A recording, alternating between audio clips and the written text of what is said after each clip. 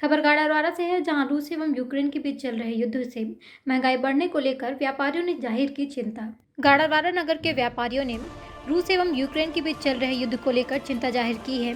सूरजमुखी तेल 70% यूक्रेन से और 20% रूस से आयात होता है। 60% खाद्य तेल की आपूर्ति आयात से उस पर असर तय है।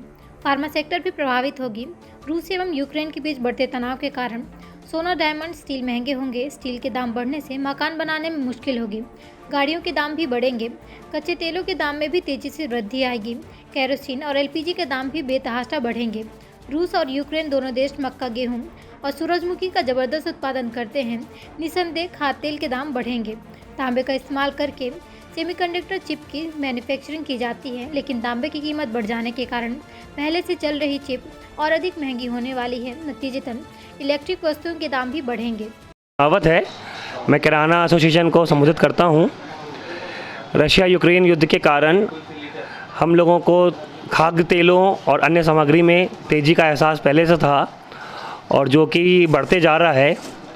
खाद्य तेल में खासकर सनफ्लावर ऑयल जो यूक्रेन से आता है और अन्य सोयाबीन तेल भी आते हैं, उसमें बहुत ज़्यादा तेज़ी देखने को मिल रही है। प्रति जार 200 रुपये तक बढ़ चुका है और भविष्य में भी इसके बढ़ने की आशंका दिख रही है।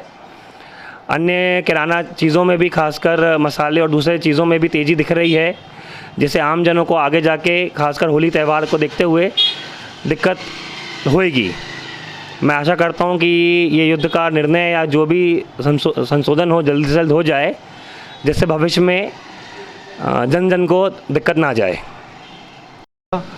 यूक्रेन का जो युद्ध शुरू हुआ है, उसके बाद स्वाभाविक रूप से हर चीज़ों में बहुत ज़्यादा तेज़ी आई है और वो आगे भी ज़्यादा तेज़ी आने की संभावना है, जिससे मुख्य रूप से आपका गोल्ड, गैस और खाद्य तेल वगैरह प्रभावित हो रहे हैं।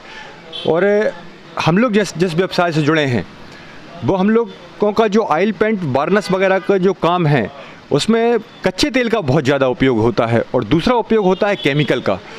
तो यूरोपियन कंट्रियों से जो केमिकल और जो ये सब चीज़ें, आपका कच्चा क्रूड ऑयल वगैरह जो आता है, तो उसका असर इस पर पड़ने की पूरी संभावना है और 20 से 25% तक की तेज़ी इसमें मूल्य वृद्धि हो सकती है। और जैसा कि अपन लोग समझ रहे हैं कि गोल्ड बहुत ज़्यादा महंगा हो रहा है, तो उससे शेयर बाज़ार पर भी फ़र्क पड़ रहा है और दूसरी मुद्राएं कमज़ोर होने के बाद आम लोगों के जीवन पर सीधा फ़र्क डालने की स्थिति में खड़ी हो गई हैं।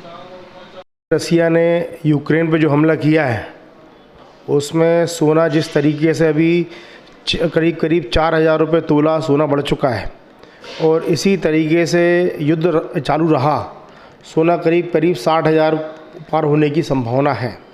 और यही स्थिति में चांदी बनी हुई है।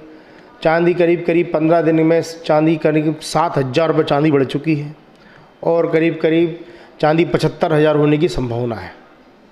इसलिए जिस तरीके से व्यापार वापस पटरी पे आ रहा था, लेकिन ये युद्ध की गतिविधियां होने से डॉलर में बहुत तेज़ी आ गई। इस कारण यह आर्थिक स्थिति डगमगाने लगी है। सोने का भाव क्यों बढ़ रहा है, इसका कारण है यूक्रेन और रूस का जो युद्ध हो रहा है, इसके कारण ही सोने का भाव बढ़ रहा है। जब युद्ध होता है किसी दो देशों में, तो उसका करेंसी पे फ़र्क पड़ता है और सबसे सुरक्षित निवेश के रूप में लोगों को सोना दिखता है। इसलिए सोने की डिमांड बढ़ जाती है और उसका प्रत्यक्ष अप्रत्यक्ष रूप में सोने के रेट और चांदी के रेट तेज़ हो जाते हैं। अभी $1923 लग रहा है कि लगभग ये लेवल मान के चले नीचे का रहेगा। अगर युद्ध 10 दिन तक नहीं रुकता तो ये $2100 तक देखने को मिल सकता है। अगर 10 दिन में युद्ध रुक जाता है तो वापस से गोल्ड $1824 तक पहुंचने की संभावना है। गाड़ावाड़ा से संजय गुप्ता की रिपोर्ट।